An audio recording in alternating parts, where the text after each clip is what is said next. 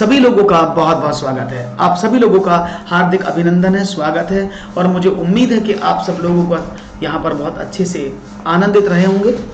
तो चलिए, मेरा नाम है डॉक्टर ललित, मैं पढ़ाता हूँ आप सबको मैथमेटिक्स और आपका मैं स्वागत करता हूँ आज के सेशन में। कुछ क्वेश्चंस मैंने कल पढ़ा दिए थे, कुछ आखिरी बार पर जो नए क्वेश्चंस हैं वो आज आपके सामने प्रस्तुत है। तो पहला प्रश्न आपके स्क्रीन पर ये रहा, आसान सवाल लूंगा। पहला, वह लघुत्तम संख्या ज्ञात कीजिए जिसके द्वारा 625 को भाग दिए जाने पर भागफल पूर्ण घन हो। Find the least number by which when 625 is divided the quotient is a perfect cube. तो देखते हैं आपका जवाब क्या मिलता है। परफेक्ट क्यूब की बात यहां पर हो रही है और क्या होगा वो परफेक्ट क्यूब, ये तो अब आप बताएंगे, हम तो सिर्फ देखेंगे आपके ऑप्शंस इनमें से क्या आएंगे। क्वेश्चन बड़ा सिंपल सा है, क्वेश्चन आपके सामने लिखा हुआ है और मुझे उम्मीद है कि इस सवाल में कोई अटका झटका नहीं होगा। आपको सिंपल सवाल दिया है और जवाब भी आपके समक्ष लिखा हुआ है। 4 ऑप्शन दिए हैं, जल्दी से आंसर देने की कृपा करें, नहीं तो मैं बता देता हूं। वह लघुत्तम संख्या ज्ञात कीजिए जिसके द्वारा 625 को भाग दिए जाने पर भागफल पूर्ण घन हो। अब देखो, अगर मैं 625 की बात करता हूं, 625 की मैं फैक्टर कर लेता हूं, आपने कहा कर लो, 5 से काटें, 5 से कटेगा तो आपने कहा ओके 125। अब फिर 5 से काटे, आपने कहा 25, आपने कहा फिर 5 से काटे, आपने कहा 5, फिर 5 से काटे तो आपने कहा 1। तो इसके परफेक्ट स्क्वायर क्या बना? आप लोगों के जवाब मुझे नहीं दिख रहे हैं, क्या बात है? आप लोगों के सवाल के जवाब मुझे कम मिल रहे हैं, क्या बात है? तो क्या हुआ? आपने कहा ओके कोई प्रॉब्लम नहीं है। आपने कहा sir 5 multiply by 5 multiply by 5 multiply by 5, तो 625 को करा दो, इतना आया।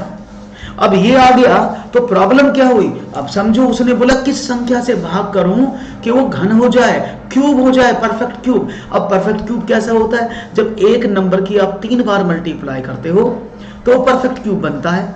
यहां पर तो 4 है, तो मैं क्या करूं?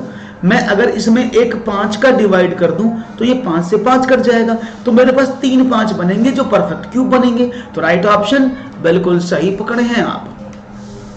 Right option is b, that is 5 is the right answer. 5 ही वो सही जवाब है। बहुत बढ़िया Ayush, very good, well done. अच्छे से जवाब देने की पूरी कोशिश आपकी जारी है। तो चलो बढ़ते हैं, एक और सवाल जो आप पर लगे मुझे कम भारी है। एक और प्रश्न आपके स्क्रीन पर ये रहा, 4 अंकों की वह बड़ी से बड़ी संख्या ज्ञात कीजिए जिसे 12, 18, 21 तथा 24 में से प्रत्येक से भाग देने पर 7 शेष बचे। यानी आप 12 से डिवाइड करें उस संख्या को, आप 18 से डिवाइड करें, आप चाहे 21 से डिवाइड करें, आप चाहे 24 से डिवाइड करें, हर बार भाग करने पर 7 शेष बचना चाहिए। तो 9583, 9576, 9999, इनमें से कोई नहीं। और यहां पर क्वेश्चन नंबर को भी जरूर मेंशन करें, क्वेश्चन नंबर बिना मेंशन किए तो काम नहीं चलेगा ना। तो क्वेश्चन कौन सा होगा ये भी मेंशन करके मुझे बताएं, तभी तो मुझे पता लगेगा कि आपके सवाल में कितना दमखम है। तो यहां पर आपका जवाब क्या मिलेगा देखते हैं। और यहां पर मिला है 2 ऑप्शन मिल रहा है, 11 का 2 नहीं 12 12 क्वेश्चन है अब आपके सामने। अब तो आपके सामने 12th क्वेश्चन है भाई, अब तो आपके सामने 12th क्वेश्चन आ गया है। तो जल्दी से 12th क्वेश्चन को करने की कोशिश करें। 5, तो पुराने सवाल का जवाब दे रहे हैं आप।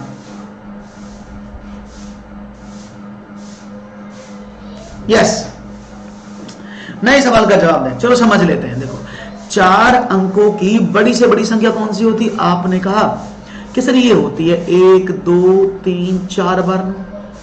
अब 4 अंकों की बड़ी से बड़ी संख्या तो ये होती है। उसने कहा आपको 4 अंकों की वो बड़ी से बड़ी संख्या निकालनी है जो 12 से भी कर जाए, 18 से भी, 21 से भी, 24 से भी, और 7 शेष बचे। तो क्यों ना पहले मैं वो संख्या निकालूं जो 12, 18, 21 और 24 से पूरी पूरी कट जाए। पहले मैं वही संख्या निकाल लूं ना जो पूरी पूरी कट जाए। आपने कहा बिल्कुल सर। तो चलिए हमने इसको यहां पर निकाला। ओके, तो देखते हैं आपका जवाब क्या मिला। अगर मैं इसको 2 से डिवाइड करता हूं तो पहले क्या मिलेगा मुझे? आपने कहा 6 9 21 कटता नहीं 12, फिर आपने 2 से डिवाइड कर दिया तो क्या बचा? आपने कहा 3 9 कटता नहीं, 21 नहीं कटता 6। अब फिर 2 से डिवाइड कर दिया आपने, क्या बचा? आपने कहा 3 कटता नहीं, 9 नहीं कटता, 21 नहीं कटता, 3 बार कट गया। अब 3 से डिवाइड कर दिया, आपने कहा 1 3 7 1, अब 3 से डिवाइड कर दिया, आपने कहा 1 1 7 1, अब आपने 7 से डिवाइड किया, तो ये आपको इसका एलसीएम प्राप्त हो गया। ऐसे करते थे ना बचपन से, तो एलसीएम क्या बना, आपने कहा 2 गुणा 2 गुणा 3 गुणा 3 गुणा 3, तो भाई कितना आ जाएगा, आपने कहा 2 गुणा 2 गुणा 2 3 बार, 3 गुणा 3 गुणा 7, तो ये कितना हुआ, तो देखो 2 दूनी 4 दूनी 8, 7 21, 21 दूनी 42, और जवाब आपके सामने आया, लिख देता हूं यहां पर जिससे कि आसान रहे, इधर लिख देता हूं 2 गुणा 2 गुणा 2 multiply by 3 multiply by 3 multiply by 7, तो 3 7 21 दूनी 42 84 दूनी, तो ये टोटल हो गया भैया 504। तो ये 504 बन गया, यानी 504 एक ऐसी संख्या है, कौन संख्या 504? 504 एक ऐसा नंबर है जो 18 से भी कटेगा, 12 से भी कटेगा, 21 से भी कटेगा, 24 से भी कटेगा, यानी यह इनसे कटने पर पूरा पूरा कट जाएगा। 504 एक ऐसा वैल्यू जो 12, 18, 21 और 24 को पूरा पूरा कट जाएगा। अब आपको संख्या कैसे निकालनी थी, जो 4 अंकों की बड़ी से बड़ी संख्या हो, तो आपने क्या काम किया, ये 504 के जितने भी मल्टीपल होंगे, यही तो होता है मल्टीपल का मतलब, अगर किसी संख्या का एलसीएम कोई नंबर है और उसके कितने भी मल्टीपल होंगे तो वो सभी इन चारों संख्याओं से कटेंगे। तो मैंने 504 में देखा कितने मल्टीपल निकलेंगे इसमें से, आपने कहा निकाल के देख लेते हैं, तो आपने 504 का इसमें डिवाइड कर दिया, आपने कहा एक बार हुआ, आपने 5 यहां लिखा, 9 यहां लिखा और 4 यहां रखा, आपने 9 उतार ला, तो कितना हुआ 5 चौक 20, 5 8 40 और 5 नाम 45, तो 9 चौक 36 और 9 पंचे 45, कितना बचा, 3 बचा, 2 बचा, 4 बचा, तो 423 एक्स्ट्रा बच गया, 423 नंबर एक्स्ट्रा बच गया, 423 फालतू में बच रहा, यानी अगर मैं 423 9,999 से घटा दूं तो वो संख्या पूरी कट जाएगी, किससे, 504 से, 9 में से 3 गए 6, 9 में से 2 गए 7, 9 में से 4 गए 5 और 9, तो 9576 वो नंबर आपके सामने मिला है, कौन सा, जो 504 से पूरा कट जाएगा, यानी 504 से डिवाइड करने पर ये आपको 0 शेष देगा, पूरा कटेगा। लेकिन आपका सवाल तो कुछ और है, उसने क्या कहा, आप यानी जब वो 504 से कट गया तो मतलब 12, 18, 21 और 24 से भी कटेगा, क्योंकि 12, 18, 21, 24 का एलसीएम 504 है, जो संख्या 504 से कटेंगी वो डेफिनेटली 12, 18, 21, 24 से भी कटेंगी। तो मतलब क्या हुआ, अगर आप 12, 18, 21, 24 से डिवाइड करोगे तो ये भी पूरा कटेगा। प्रश्न में दिया है भाई साहब एक बात के 7 शेष बचे, तो ये तो भाग करने पर 0 शेष देंगे, तो 7 कब शेष बचेगा, 9576 प्लस 7, तो 7 6 13 8 5 9, तो वो संख्या क्या है 9583। बहुत गलत जवाब दिया आप लोगों ने सवाल का, lots of wrong questions from your side, बहुत सारे गलत जवाब आपके आए हैं। सही जवाब क्या था 9583। भाई ये संख्या आपने निकाली, बहुत अच्छी बात है, लेकिन ये वो संख्या आपने मुझे आंसर में दी है जो काटने पर 0 शेष देगी। प्रश्न में कुछ और लिखा है कि भाग करने पर 7 शेष बचना चाहिए, तो भाई ये संख्या तो 0 देगी, तो 7 कब शेष बचेगा, 7 जोड़ना पड़ेगा ना, तो आपने 7 ऐड कर दिया, तो right answer 9583, option number A is the correct answer. अभी क्लियर है, बात समझ में आ गई? ओके, अब आगे बढ़ते हैं, एक और सवाल, अच्छा सवाल था। 4 अंकों की वह बड़ी से बड़ी संख्या ज्ञात कीजिए जिसे 12, 18, ये तो मैंने करा दिया अभी आपको। चलो क्वेश्चन है 1190 सही 1/2, बड़ा आसान सवाल दे दिया मैंने आपको, तो चलो 1190 सही 1/2 डिवाइड बाई 8 सही 1/2। सवाल आपके सामने है, को सरल कर दो, इतना आसान सवाल है, बताओ जल्दी से करो।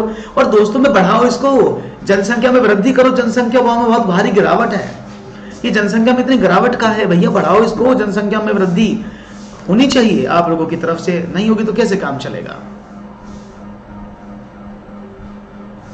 है ना, जल्दी से करो फटाफट।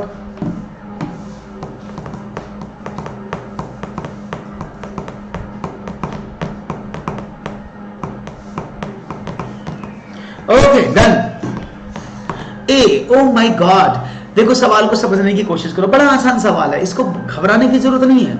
इसने डिवाइड बोला है, आप इसको डिवाइड के क्या करो, इसका मतलब यही तो है भाई अगर इसकी बात, इसमें मतलब क्या लिखा हुआ है, यही तो लिखा है भाई 1190 से ही 1/2 लिखा था, तो कर लेते इसको, बहुत सिंपल था। तो 1190 मतलब 2380 प्लस 1 2381 हो गई अपॉन 2। जब डिवाइड आपने किया तो 8 दूनी 16 17/2। अब डिवाइड तो अगली बार मल्टीप्लाई बन जाता है। अब इससे ये कट गया, क्या दिक्कत आ गई, तो कितना बन गया, आपने कहा 2381/17। अब इसको डिवाइड कर दो, देखो 17 वाला तो मिलेगा, कोई प्रॉब्लम नहीं है, 17 वाला तो पक्का मिलेगा। जब आपने 2381 को डिवाइड कर दिया 17 से, तो what you will get, that is 17 एकम 17 चौके 68 और ना जाने का 0 1/17। ये इसका आंसर है। Right option option number c d होना चाहिए। ए क्यों दे रहे हो भैया, 18 कैसे आ गया आप लोग, ओ माय गॉड, आप प्रश्न को क्यों नहीं पढ़ रहे हो मेरे साथी हो, मेरे दोस्तों, ये आप, अरे भैया 8 17 ही तो आएगा नीचे, ये तो बच्चों का सवाल था, आपने इतने सारे जवाब दे दिए, ये गलत जवाब हो गया। 18 कैसे आ सकता है नीचे, और 16 कैसे आ सकता है नीचे, नीचे 17 आएगा, तो ये दोनों ऑप्शन सही हो सकते हैं। भाई इतना गलती करोगे तो कैसे काम चलेगा, तो बहुत ज्यादा दिक्कतें हो जाएंगी ऐसे। तो भाई अगर ऐसे सवाल होंगे फिर तो दिक्कतें बढ़ेंगी, पक्का प्रॉब्लम बढ़ेंगी आपको एग्जामिनेशन में। तो please try to solve the questions accordingly, नहीं तो गड़बड़ हो जाएगी ऐसे ऐसे सवालों में गलती करोगे तो। चलो एक को बताओ, एक समकोणीय त्रिभुज PQR में PR 20 सेंटीमीटर, कर्ण के जो लंबाई का कर्ण है, तथा Q जो ट्राइंगल है QRP 30 सेंटीमीटर हो, तो त्रिभुज ABC का क्षेत्रफल कितना होगा। मैं इसको थोड़ा सा सेट कर, अब से त्रिभुज अलग जगह डायरेक्शन में जा रहा है, मैं इसको जरा सही कर दूं, एक मिनट रुको, ये ट्राइंगल थोड़ा सा सही नहीं दिख रहा आप लोगों को ना, प्रॉब्लम कर रहा होगा, ट्राइंगल को मैं सही बना देता हूं, नहीं तो ये आपको बार बार दिक्कत करेगा। हाँ QRP 30 डिग्री हो तो आपको बताना। अब ठीक है, चलिए अब ठीक आ गया, अब सही पोजीशन पर आ गया है। चलिए ओके, तो देखते हैं जवाब क्या मिलता है। एक समकोणीय त्रिभुज PQR में PR बराबर 20 सेंटीमीटर लंबाई का कर्ण है, तथा ट्रायंगल QRP बराबर 30 सेंटीमीटर हो, और ये ट्रायंगल नहीं होगा। चलो तो आप देखते हैं आपका जवाब क्या मिलेगा। मुझे आंसर आपकी तरफ है, उम्मीद है जवाब मिलेगा। तो आपके सामने दिया है एक ट्रायंगल है PQR, जिसमें कर्ण जो है वो 20 सेंटीमीटर है, और जो आपके सामने दूसरी भुजा मैंने बताई, दैट इज सेकंड भुजा, वो क्या है, वो 20 सेंटीमीटर दी हुई है आपके सामने। ओके, तो 30 हो तो 30 आपका जवाब क्या मिलेगा, लेट्स सी। 30 डिग्री है भाई, ये एंगल, मैं इसको लिख देता हूं नहीं तो आपको दिक्कत होगी। ये जो एंगल QRP, इसको मैं डिलीट हटा देता हूं आपको, नहीं तो प्रॉब्लम करेगा ये। एक मिनट,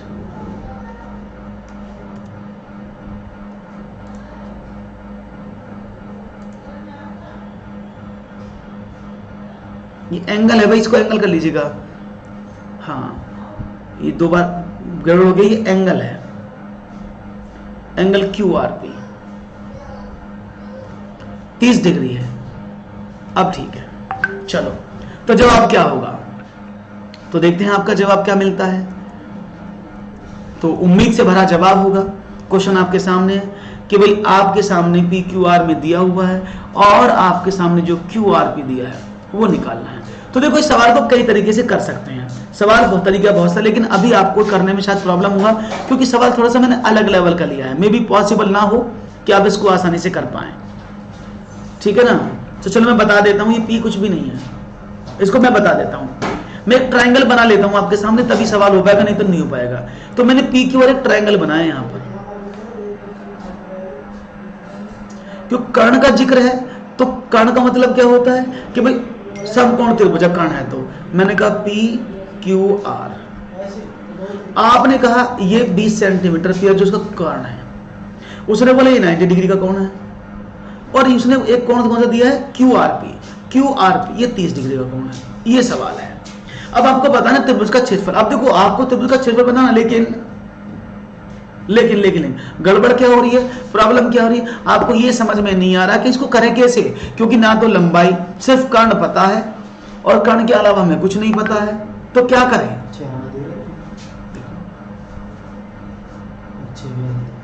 तो भाई क्या दिखता है, तो त्रिभुज का क्षेत्रफल कितना होगा ये आपको बताना है, और उम्मीद पर आपका जवाब है तो वो तो क्या आना है, लेट्स सी देखते हैं जवाब।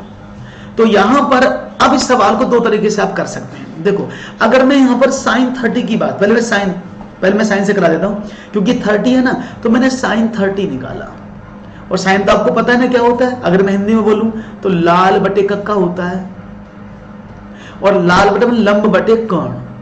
अब लंब तो इसका ये है PQ, तो ये क्या हो जाएगा sin 30 बराबर PQ अपॉन PR।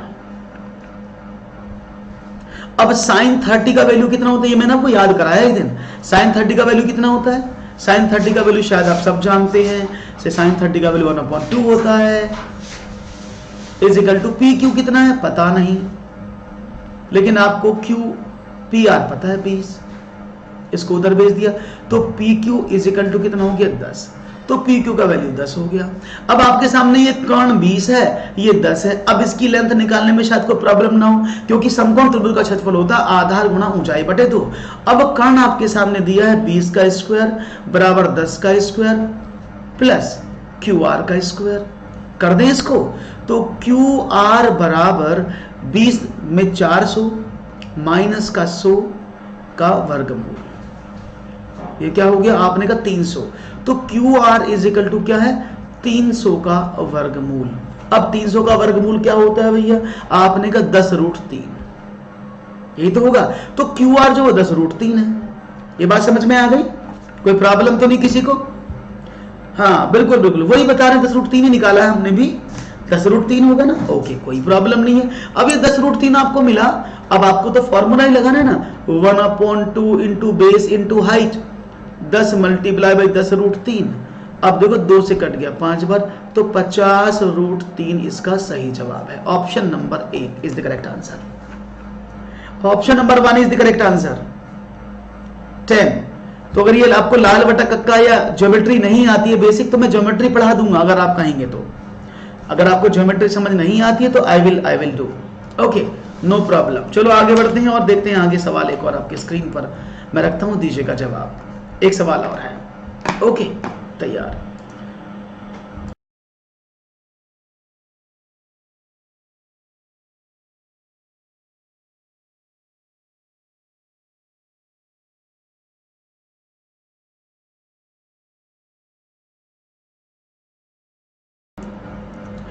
ओके भैया अब आगे बढ़े, एक और सवाल, चलिए समझ में आया होगा, बहुत बढ़िया।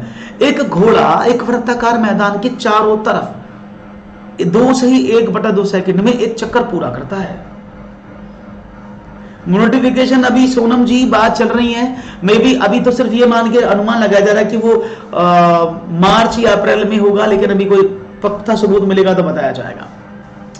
एक घोड़ा एक वृत्ताकार मैदान के चारों तरफ 2 से ही 1/2 सेकंड में एक चक्कर पूरा करता है।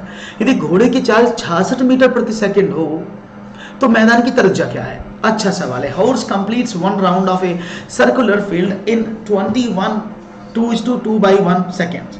If the speed of the horse has been 66 meter per second, what will be the radius of the field? देखते हैं जवाब क्या मिलता है।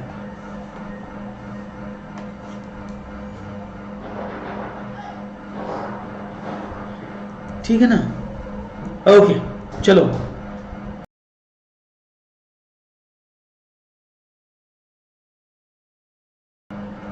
ओके तो भाई यहां पर देखते हैं जवाब क्या मिलता है। आसानी से आप बता देंगे, मुझे पता है।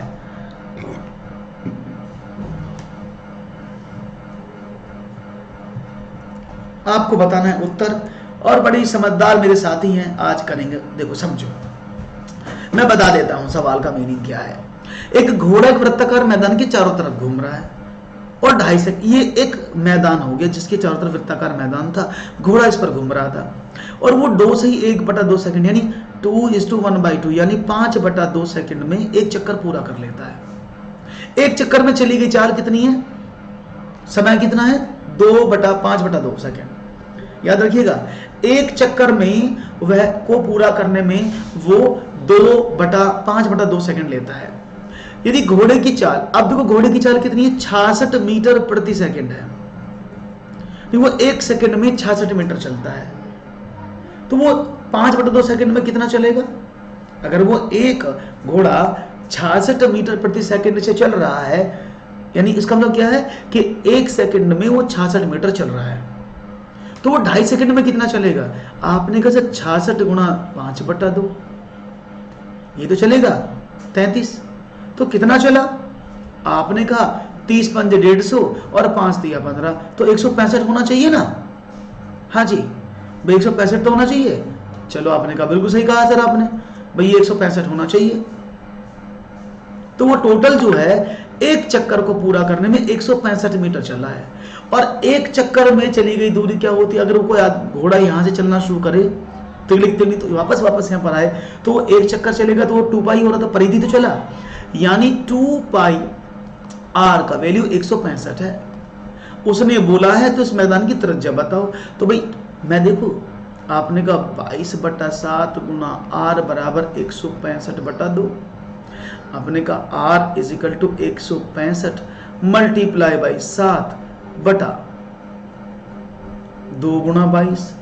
यही करोगे ना भैया, सब लोग समझ रहे हो ना बात को, क्या करना है आपको, समझ में आ रहा है, बस तो सवाल हो गया। अब देखो इसको कैसे भी डिवाइड करो। अब इसको 5 और 1 से 11 से घटे, 11 दूनी 22, 11 एकम 11, 11 पंजे 55, तो 15 सत्ते 105/4, तो 26 चौके 100, 26 लगभग आएगा, 4 दूनी 8, बचा 2, 25, 4 6 24.25, तो राइट ऑप्शन 26.25 मीटर।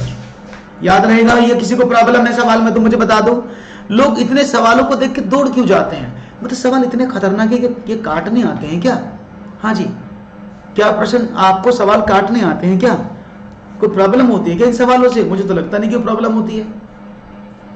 हाँ जी, नहीं होती ना, तो आराम से कूल होकर सवाल के उत्तर दिया करो, कोई प्रॉब्लम नहीं है। चलो आगे बढ़ते हैं, एक और सवाल की बात करते हैं और जानते हैं आपका जवाब क्या होगा। लेट्स सी, सही सवाल सही जवाब। आगे बढ़ते हैं, एक और सवाल आपकी स्क्रीन पर ये रहा।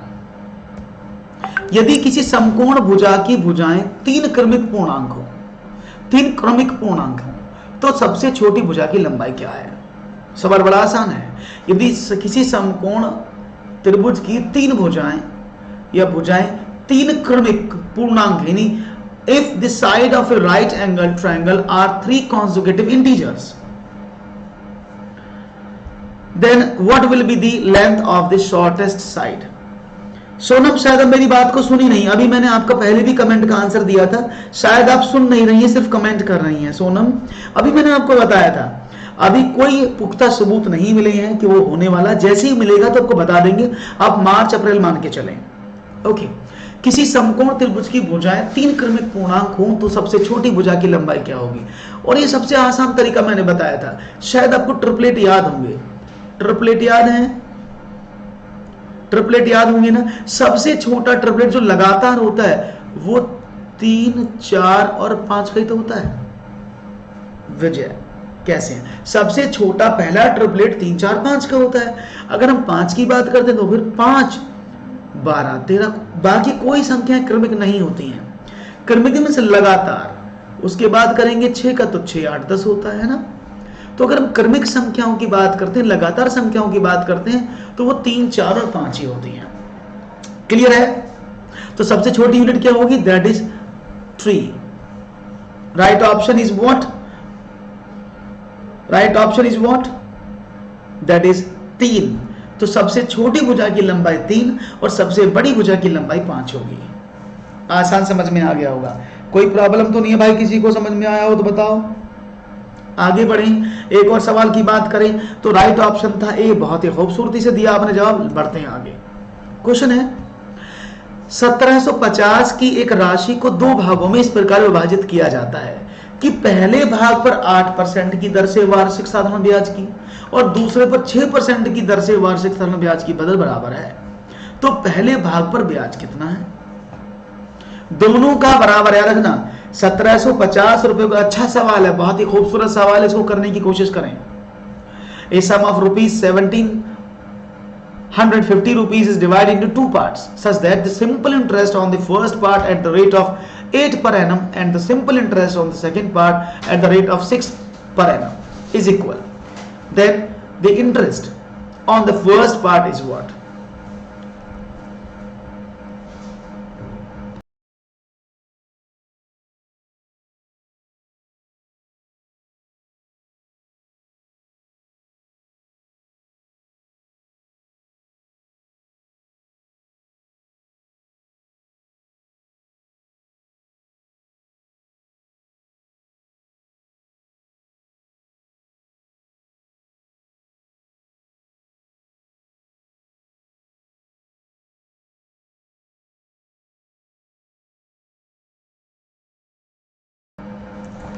हाँ जी, A option. Oh my god, जवाब इतना खतरनाक। क्वेश्चन नंबर 18 की बात हो रही है भाई साहब। 18 का आंसर तरीके से दीजिएगा क्योंकि सवाल इतना आसान नहीं है जितना आप सोच रहे हैं। दो भाग दिए हैं और उसने साफ साफ बोला है कि पहले भाग जो है दूसरे भाग पर जो ब्याज प्राप्त हुआ वो दोनों इक्वल हैं। तो आपको बताना है पहले भाग का कितना था ब्याज। ए क्या बात है, अरे बहुत तेजी से, मुझे बड़ी अच्छी उम्मीद होती है आपसे जब इस तरह से आप जवाब देते हैं। तो देखो, इस सवाल को आप समझने की कोशिश करिएगा। अगर मैं आपसे बोलूं कि दोनों चीज बराबर हैं तो आप सवाल को कैसे समझेंगे? पहले मैं इसको बेसिक से बताता हूं। मैंने माना जो 8% पर मैंने राशि दी वो x रुपए थी, तो भाई जो 6% पर गई वो क्या होगी? आपने कहा 1750 माइनस का x, यही तो होगा। अगर मैं पहली राशि को x मानता हूं तो दूसरी राशि तो 1750 में से x कम कर दो, भाई वही तो होगी, मोटी सी बात है। तो 8% पर जो दी गई राशि थी वो मैंने x मानी, तो जो 6% पर दी गई भाई मैंने 1750 में से जो 8% पर दी गई वो घटा दी। तो एक साल का ब्याज कितना मिला? आपने कहा कि सर पहले वाले पर जो x रुपए का ब्याज था 8% से बटा 100, जो इस पर ब्याज प्राप्त हुआ भाई मूलधन गुणा दल गुणा समय, वो दूसरे वाले के बराबर था 1750 माइनस का x गुणा 6% पर जो गया था बटा 100। बात समझ में आ रही है? कोई प्रॉब्लम तो नहीं किसी को? सिंपल थ्योरी में लिख रहा हूं, कुछ नहीं कर रहा हूं। तो आपने क्या काम किया? 100 से तो 100 कट गया, ये हो गया 8x इज इक्वल टू क्या हुआ?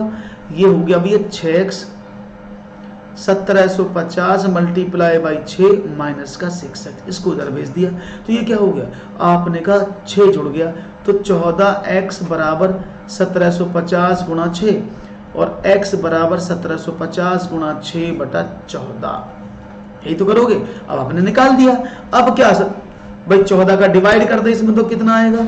6 से काटा, पहले 2 से काटते हैं, 2 तिया 6, 2 सत्ते 14, 7 से काटें, 7 दूनी 14, 7 पंजे 35, 750 रुपए। तो ये तो हो गए 750 रुपए। जो 8% पर दिए गए थे वो 750 रुपए थे। जब 1750 में 750 निकाले तो 6% पे 1000 रुपए दिए गए थे, यही तो था। तो उसने बोला तो पहले भाग पर ब्याज कितना है? तो 750 रुपए पर एक वर्ष का 8% की दर से कितना ब्याज है, इतना सा सवाल है। कर सकते हैं आसानी से, कोई प्रॉब्लम तो नहीं? बता दो कोई प्रॉब्लम हो तो भाई आराम से हो जाएगा ना। तो आपने कहा 8% निकाल दो सर इसका, 0 से 0 कट गया, 5 से काट दो इसको, 5 दूनी 10 और 15 पंजे 75, 4 60 रुपए। तो बिल्कुल बेसिक से मैंने बता दिया है, मे भी आप लोगों को समझ में जरूर आया होगा और उम्मीद है कि आप लोगों ने इसको समझा भी होगा। तो आगे बढ़ते हैं और एक सवाल की और बात करते हैं। क्लियर है भैया? समझ में आई बात? समझ में पक्का आई होगी, ऐसा तो नहीं आए, ऐसा तो नहीं हो सकता कि आपको बात समझ में ना आए। ये तो आपके अंदर अच्छे गुण हैं। तो आगे बढ़े भैया, आपको कोई दिक्कत तो नहीं है? आप कहेंगे तो मैं आगे बढ़ जाता हूं। आपने कहा ओके श्योर, व्हाई नॉट, चलो बढ़ते हैं आगे। कोई शक हो तो पूछ लो किसी को। हाँ जी,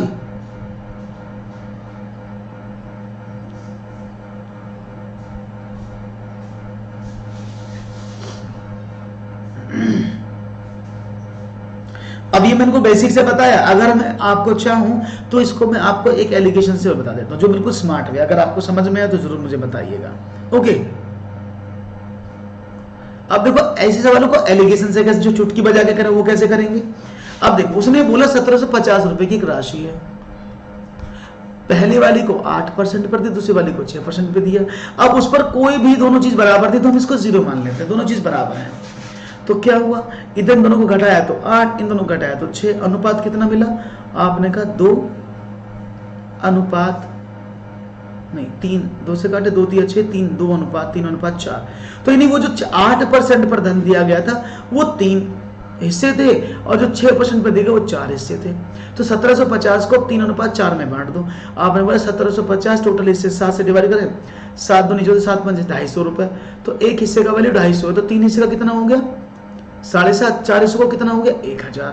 तो ये चॉइस आपकी, आप एलिगेशन से करना चाहें तो आप एलिगेशन से कर सकते हैं, अदरवाइज विदाउट एलिगेशन भी सवाल को आप बेसिक से जैसे मैंने बताया वैसे भी कर सकते हैं। एक और सवाल आपकी स्क्रीन पर ये रहा, 1/3 की पावर -1 -1/4 टू दी पावर -1 की पावर -1 का मान क्या होगा। सिंपल सवाल है, तेजी से करने की कोशिश करेंगे सब लोग। 1/3 to the power -1 -1/4 to the power -1 का, देखो ये मैंने आपको बताया हुआ है। अगर आपको दिया है ना a/b की पावर माइनस में कुछ भी दिया है p, अगर आप इस माइनस को प्लस करना चाहते हैं तो बस इसको अपोजिट कर दो, b/a कर दोगे तो इसकी पावर p हो जाएगा। तो नेगेटिव की पावर पॉजिटिव करने के लिए भिन्नों को बदल देते हैं, तो मैंने भी यहां किया भाई 1/3 की पावर था ये, अब ये पहले बाहर वाली पावर है तो इसको पहले कर लें। अगर मैं इसको देखूं तो पहले तो बाहर वाला ब्रैकेट खुलेगा ना ये वाला, तो आपने कहा ओपन कर दो सर इसको, तो कैसे करें, तो इसको हम अपोजिट कर देते हैं। हमने कहा 1/3 to the power -1 -1/4 to the power -1। Clear है, ये मैंने कर दिया। क्यों कर दिया, क्योंकि पावर माइनस थी तो ये नीचे आके प्लस की हो गई, अब इनकी पावर +1 हो गई और 1 पावर तो 1 होती है, कोई प्रॉब्लम नहीं है। अब क्या करें भैया, अब क्या करें, अब मैंने कहा इनकी पावर भी तो -1 है, नेगेटिव पावर थी इनकी, तो जब इसको ओपन करेंगे तो ये बदल जाएंगे।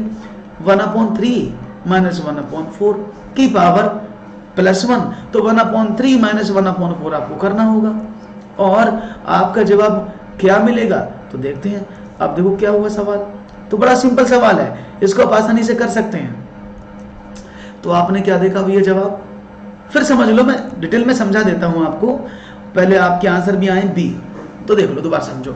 इसने बोला भाई इसकी पावर माइनस है, अगर मैं बोलूं a की पावर -1 तो इसका मतलब 1/a है, वो यही तो मतलब है।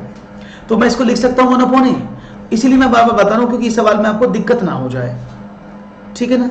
चलो एक तरीका तो ये था। अब मैंने आपको क्या बताया, जो मैंने भी बताया, यह तरीका मैंने क्या बताया कि अगर किसी पावर को आप पॉजिटिव करना चाहते हो तो मैंने क्या बताया, अभी बताया ना कि अगर 1/3 की पावर -1 है, अगर आप इसको पॉजिटिव करना चाहते हैं तो 3/1 कर दो। तो आप इसको करेंगे तो लंबा लगेगा, इसको करेंगे छोटा लगेगा, तो आपने इसको क्या लिख दिया 3/1 की पावर +1 माइनस 4/1 की पावर +1 और इसकी पावर -1, ऐसे कर सकता हूं।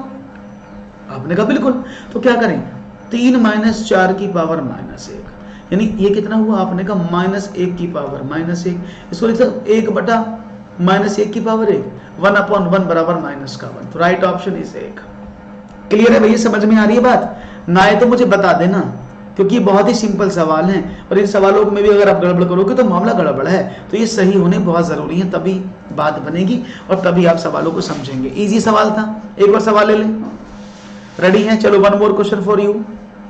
बहुत बढ़िया, ये तो समझ में आया सब लोगों को, चलिए अच्छा बात है। एक और, यदि दो भिन्नों का गुणनफल 14/15 है तथा उनका भागफल 35/24 हो तो इनमें से बड़ी भिन्न कौन सी है। दो भिन्न, सवाल थोड़ा सा टिपिकल हो गया, पक्का थोड़ा सा लंबा समय लगेगा आपको उसको करने में, लेकिन करना तो आप ही को है। तो बताना है इनमें से कौन सी भिन्न है। दो भिन्न है जो 14/15, दो भिन्नों की गुणा करने पर, देखो आपको कोई भिन्न नहीं लिखी है, दोनों का मल्टीप्लिकेशन दिया है, तो दोनों का मल्टीप्लिकेशन कितना है 14/15 है, उनका डिवीजन क्या है 35/24 है, तो इनमें से बड़ी भिन्न कौन सी होगी ये आपको बताना है। तो देखते हैं जवाब क्या मिलता है। बड़ा आसान सवाल है, इसको आप आसानी से मैनेज कर लेंगे, लेकिन सवाल को समझने के लिए आपको कुछ चीज तो जाननी पड़ेगी। मैं भी करता हूं, आप भी करो। प्रश्न है, मैंने माना ये जो भिन्न लिखी है ना, पहली भिन्न मैंने x अपॉन वाई मानी और दूसरी भिन्न मैंने इधर मानता हूं, दैट इज क्या मानूं, चलो मैं इसको कर देता हूं t अपॉन एस, जिसे आपको याद रहे। एक भिन्न ये है, दूसरी भिन्न ये है। अब अगर मैं इन दोनों की गुणा करता हूं तो वैल्यू कितनी आती है? आपने कहा 14/15। इक्वल, कोई प्रॉब्लम तो नहीं है भाई इसमें। अगर मैं दोनों की गुणा करता हूं भाई, x अपॉन वाई और y t अपॉन एस मैंने दो भिन्न मानी, दोनों की गुणा करूंगा तो 14/15 आ जाएगा ना, हाँ कि ना। तो अगर मैं इसमें से x अपॉन वाई का वैल्यू यहां निकालूं तो क्या हो जाएगा? आपने कहा 14/15 multiply by s upon T. भैया यहां तक कोई प्रॉब्लम तो नहीं है? ओके। अब दूसरे इक्वेशन की, ये तो होगी पहली शर्त। सेकंड कंडीशन क्या दी थी? उन्होंने बोला दोनों का डिवाइड करें। तो अगर मैं x अपॉन वाई में t अपॉन एस का डिवाइड करूं तो वो 35/24 हो जाता है। तो मैं इसको ऊपर अंदर की गुणा, बाहर की गुणा, तो क्या हो जाएगा? आपने कहा कि सर ये कुछ इस तरह से हो जाएगा, x upon y multiply by s upon t. ऐसे कर दूं, कोई प्रॉब्लम तो नहीं है भाई। x upon y into s upon t is equal to what? आपने कहा 35/24। हाँ, क्लियर है? ओके। अब देखो x अपॉन वाई का वैल्यू आपको पता है। अभी आपने x अपॉन वाई का वैल्यू क्या निकाला था यहां से? 14/15 इंटू एस अपॉन टी। तो उसकी जगह पुट कर दिया मैंने, तो 14/15 multiply by s upon T multiply by s upon T बराबर 35/24। इसको उधर भेज देते हैं तो ये क्या हुआ? S square upon t square is equal to what? 35/24 multiply by 15/14। ठीक है भैया, जहां प्रॉब्लम है बता देना। ओके। अब देखो 7 से काट देते, 7 दूनी 14, 7 पंजे 35, है ना। अब तो इतना हुआ। अब इसको 3 से काटे, 3 8 24, 3 पंजे 15, तो 5 पंजे 25/16 हो गया ये। इसको मैं यहां लिख देता हूं, तो s अपॉन टी का whole square is equal to what? आपने कहा 25/16। और अगर मैं s अपॉन टी निकालू तो क्या हो जाएगा? आपने कहा 25/16 का वर्गमूल 5/4। तो यानी इनमें से एक भिन्न आपको पता लगी, s अपॉन टी, दूसरी भिन्न थी वो कितनी है? आपने कहा 5/4 है। तो हमने माना था t अपॉन एस, तो t अपॉन एस क्या हो जाएगा? आपने कहा 4/5। तो मुझे एक भिन्न प्राप्त होगी 4/5। अब इसका वैल्यू इसमें पुट कर दो भाई, t अपॉन एस का वैल्यू या s अपॉन टी का वैल्यू, t अपॉन एस 4/5 है ना, तो यहां से मैं कर देता हूं, तो x upon y is equal to 14/15 multiply by s upon t, that is 5/4। 5 3 15, 2 दूनी 4 और 2 7 14, तो 7/6। तो यहां पर दो भिन्न आई, एक आई 7/6, एक आई 4/5। बड़ी कौन सी? आपने कहा 7/6। यही तो जवाब था। क्लियर है? तो b is the right answer. तो आपको सवालों को समझ में आना जरूरी है, समझ के करना जरूरी है, then you can only solve the questions. बढ़िया जवाब था। एक और सवाल की तरफ बढ़ते हैं और जानते हैं एक और सवाल। सवालों का लेवल कुछ ज्यादा बड़ा तो नहीं है, मुझे बता दिया करो आप कमेंट सेक्शन में कि भाई सर सवाल थोड़े से हाई लेवल के, थोड़े से और स्लो कर लिए जाएं, तो मैं आसान सवाल भी, लेकिन अब आसान सवालों का वक्त नहीं है, इसलिए मैं आपको समझाने की कोशिश कर रहा हूं। एक और 57 रुपए 76 पैसे का पैसों में मूल्य कितना है? चलो आसान कर देते हैं। 57 रुपए और 75 पैसों का पैसों में मूल्य कितना है? देखते हैं जवाब कितना मिलता है।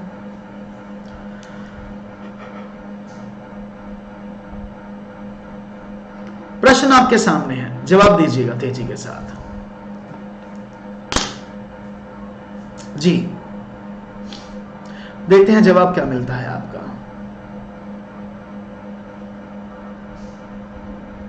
उम्मीद है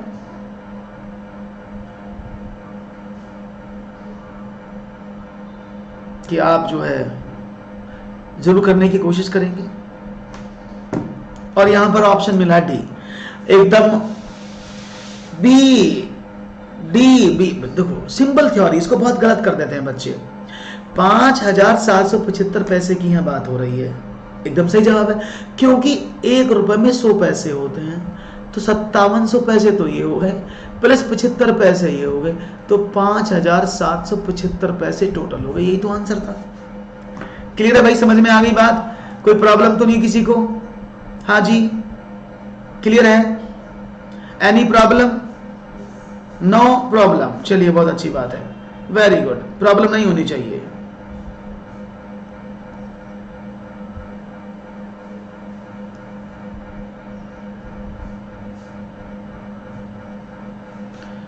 डन। ये तो आसान सवाल था। ऐसे सवाल बच्चे बढ़ जाते हैं, टफ सा आता फिर निकल लेते हैं। ये बड़ी समस्या है मेरे साथ, आप लोगों के साथ। चलो आगे बढ़ते हैं। एक और सवाल, यदि 9 to the power 2x minus 1 is equal to 2 to the power 5 minus 5 है। सवाल को समझना ध्यान से, कभी गड़बड़ कर दो।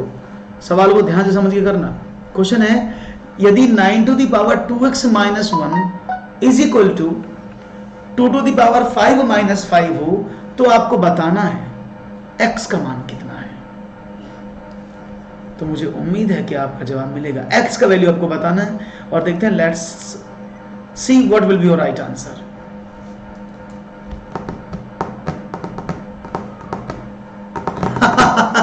Any solution? One solution, use LKR live. सही कहा आपने आकांक्षा, अच्छी लाइन दी आपने आज मुझे। सवाल आपके समक्ष चाहूंगा जवाब मिले। यदि एक वैल्यू आपके सामने लिखी गई है 9 to the power 2, चलो मैं समझा देता हूं सवाल को, क्योंकि सवाल समझाना जरूरी है, तभी आपका सवाल हो सकता है, नहीं तो ये प्रॉब्लम करेगा आपको और मचाएगा हलचल। ओके, देखते हैं क्या मिलता है आपका जवाब इस सवाल के साथ। Okay, let's see. तो 9 to the power 2x, अब देखो अगर मैं इसको सॉल्व करूं तो सिंपल लिखा है भाई 9 की पावर 2x minus 1। अब मेरे पास तो कोई ऑप्शन नहीं है सवाल को सही से सॉल्व करने का, या ना है ना? नहीं है ना? तो आपने क्या काम किया, मैंने इसको ऐसे सॉल्व किया, 9 to the power 2x minus 1। अब देखो 2 की पावर 5 कितना होता है, आपने का 32 माइनस का 5, तो 9 to the power 2x minus 1 ऊपर है, 2x minus 1 is equal to 27। अब मैंने कहा ओके, इसको कर लें 3 की पावर, ये हो जाएगा 3 3 होती है 27 की पावर 2x minus 1 बराबर 3 की पावर 3 3 होती है 27। ये तो हो गया भाई, इसकी पावर 3 3 9, 2 करें, ऐसे होगा ना। इस 2 को ऊपर भेज दे तो क्या हो जाएगा 3 to the पावर, क्योंकि पावर की पावर तो मल्टीप्लाई होती है, 4x minus 2, ये माइनस है, बराबर 3 की पावर 3। अब इसको काट दूं ऐसे, आपने का काट दो, तो क्या बना, आपने का 4 to the power 4x minus 2 is equal to 3। तो भाई 4x इज इक्वल टू क्या हो गया, आपने का 3 plus 2, तो x इज इक्वल टू क्या हुआ 5/4। कहीं ऑप्शन में है ऐसा जवाब? आपने कहा बिल्कुल है, तो राइट ऑप्शन डी एकदम करेक्ट आंसर है आपका, एकदम बढ़िया जवाब दिया है आपने। तो x is equal to 5/4 is the correct answer, D is the right answer. बहुत ही खूबसूरती से आप लोगों के जवाब यहाँ आए हैं, दैट्स वेरी गुड। बढ़ते हैं एक और सवाल की तरफ और देखते हैं one more question for you guys. उम्मीद करते हैं ये सवाल कैसा होगा आपके लिए और क्या जवाब देंगे आप इसका। चलिए, निम्नलिखित में से कौन सी सबसे बड़ी भिन्न है, which one is the greatest fraction, 2/3, sorry 3/2, 4/3, 5/6 या फिर 9/7। सवाल आपके सामने है, उम्मीद करता हूं कौन सी भिन्न बड़ी होगी आप बताएंगे आसानी से। और यहां पर ऑप्शन नंबर 4 मुझे बताया जा रहा है बार बार। ओके, लेट्स सी, 4 ऑप्शन आपने बताने की कोशिश की, देखते हैं जवाब क्या मिलता है जी।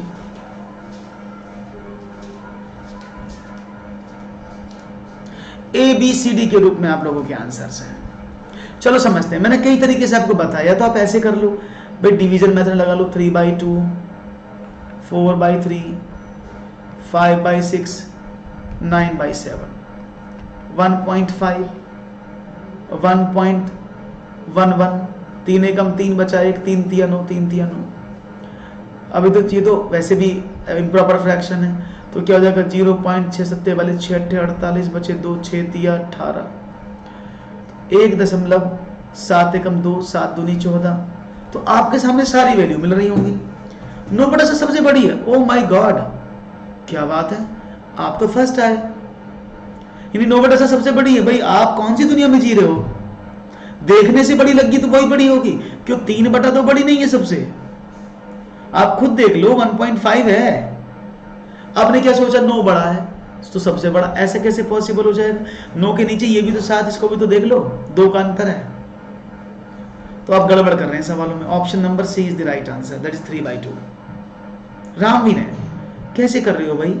ऐसे तो मुझे समझ में नहीं आ रही अब की बात। ये गलत क्यों कर दिया आप लोगों ने? इतना आसान सवाल था, अच्छा खासा आप लोग कर रहे थे, उसके बाद भी गलत कर दिया। तो मैं ये समझ नहीं पाया आपका सवाल, आपने ऐसा क्यों किया? थोड़ा सा तो गड़बड़ है, कुछ ना कुछ तो गड़बड़ है भाई। इस गड़बड़ को सही करो और सवाल का उत्तर सही दो। राइट ऑप्शन था ऑप्शन नंबर सी, 3/2 सबसे बड़ी भिन्न इसमें है और सबसे छोटी भिन्न इसकी 5/6 है। आगे बढ़ते हैं, एक और सवाल। 138 डिग्री के संपूरक का कोटिपूरक कोण क्या है? सवाल को ढंग से पढ़ना। The ordinate angle of the ordinate number of the angle of complement of 138। कोई बात नहीं सचिन जी, करना पड़ेगा, ऐसे गड़बड़ हो जाएगी सवालों में। सचिन, कल्पना, चलिए तो देखो पहले समझो ये पूरक और कोटिपूरक का मीनिंग क्या है। ये पूरक और कोटिपूरक का मीनिंग क्या है ना? 138 डिग्री के संपूरक का कोटिपूरक कोण क्या है? अब देखो पहले संपूरक का समझो। संपूरक का मतलब कितना होता है? संपूरक का मतलब होता है कि जब दो कोणों को टोटल किया जाए तो 180 बन जाए। तो भाई 138 में मैं क्या जोड़ूं? सपोज x जोड़ूं जो वो 180 हो जाए। तो आपने कहा x बराबर 180 में से आपने 138 घटा दिया, तो आपने कहा 42 डिग्री आया सर। तो यानी 138 का जो संपूरक सप्लीमेंट्री एंगल है वो कितना है? आपने कहा 42। उसने बोला 42 का कोटिपूरक। अब 42 का मतलब क्या होता है? 42 का कोटिपूरक क्या कोण होगा? जब दो कोणों को जोड़ो और उनका टोटल 90 आ जाए तो b कितना हो जाएगा? 90 माइनस 42, तो इट विल गिव यू 48। तो राइट ऑप्शन क्या है? 48 डिग्री। बहुत बढ़िया, अरे वाह, बहुत ही खूबसूरत जवाब आप लोगों की तरफ से आ रहे हैं। That's very nice. इस तरह के जवाब देंगे तो बड़ा अच्छा लगेगा। खूबसूरत जवाब आपकी तरफ से आ रहे हैं, बहुत ही बढ़िया। तो भाई आज के सवाल बहुत ही मस्त रहे, अच्छे रहे, और इन सवालों के साथ अब मैं लूंगा अलविदा। नेक्स्ट सेशन में फिर मिलूंगा अच्छे सवालों के साथ। जुड़े रहिए मेरे साथ, जवाब बहुत अच्छे हैं, सवाल बहुत अच्छे हैं। तो अगर सेशन अच्छा लगा हो तो लाइक करो, शेयर करो, सब्सक्राइब करो, और फिर नेक्स्ट वीडियो में मिलते हैं कल इसी समय। तब तक के लिए बाय बाय।